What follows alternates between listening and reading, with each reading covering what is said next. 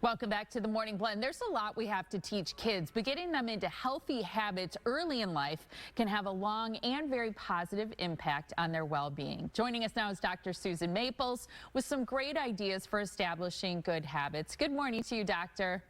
Good morning.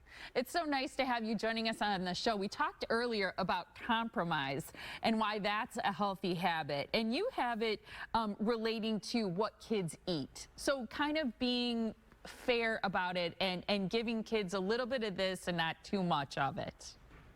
Molly, thank you. We're really concerned because, you know, the diabetes rate and non-alcoholic fatty liver disease and obesity are out of control.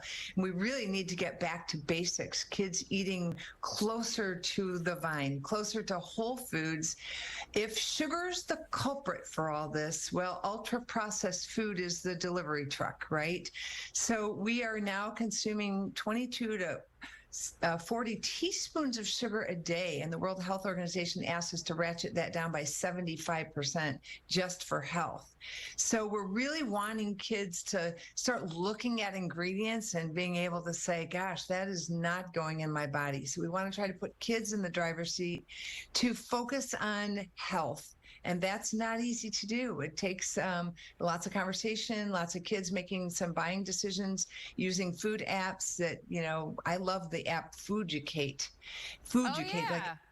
And you scan the barcode, Yes. and then you get a letter grade for the food. And then you can push alternatives and find out what are some of the alternatives sitting right in front of you in the grocery store that might be better alternatives, and learning why is it not a good alternative. We need kids to stand up and say, I'm not eating that. That's not good for me. Yeah, like if you get a food through that app that gets a failing grade, it explains why, which I think is really helpful to kids in that educational piece of it. And about compromise, I like your idea that, hey, you can have a slice of cake or you can have a cookie, but then maybe after you've had your vegetables, which is a nice way to look at it. What about breakfast? Are you a fan of how kids start their day as sort of being something that sets the table for good habits?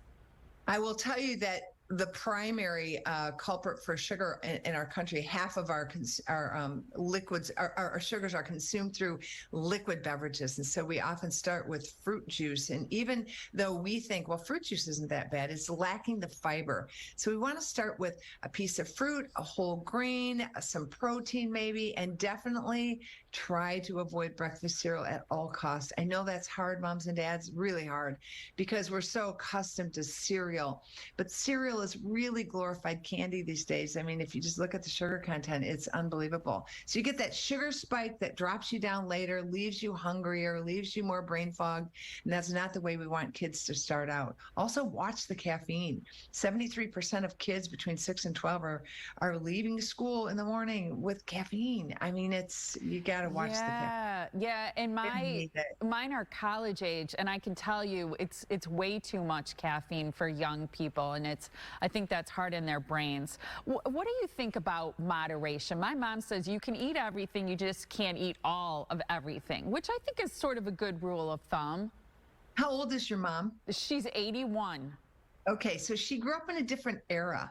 I mean, I agree, moderation. I mean, there's no food we should demonize, but we should demonize foods that aren't foods.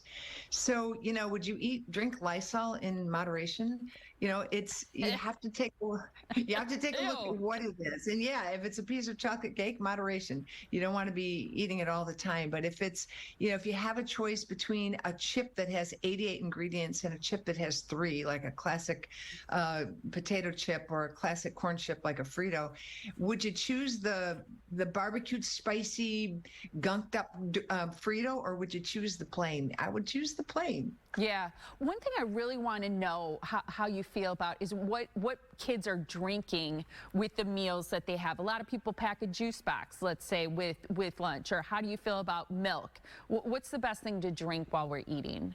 Well, that's a huge, you know, in my book, Brave Parent, Raising Healthy, Happy Kids Against All Odds in Today's World, I have a whole big chapter on drink. Because it is confusing. What besides water, and even among water, are sparkling water's okay and a bottled water's better than tap water, and should we filter, and what about fluoride? And there's a big conundrum. I would say start with getting rid of all liquid sugars in the house, all of them, because we're getting so many hidden sugars in the foods that we eat. We just can't even, fathom the whole idea. And then I also think we're training kids to want something cold and sweet whenever they're thirsty. That's a setup for soda pop and energy drinks and all the things you don't want your kids drinking. Even the sports drinks, Powerade, Gatorade, those are glorified sugar water, really. For sure. Such great tips. And we need to be good role models, too, which is an important part of what you teach. Thank you so much, Doctor, for joining us today. Thank you, Molly. I appreciate your work. Thank you. We'd like to raise healthy kids, so let's get going. To rewatch this segment, go to themorningblend.com. Up next on the show, the benefits of keeping a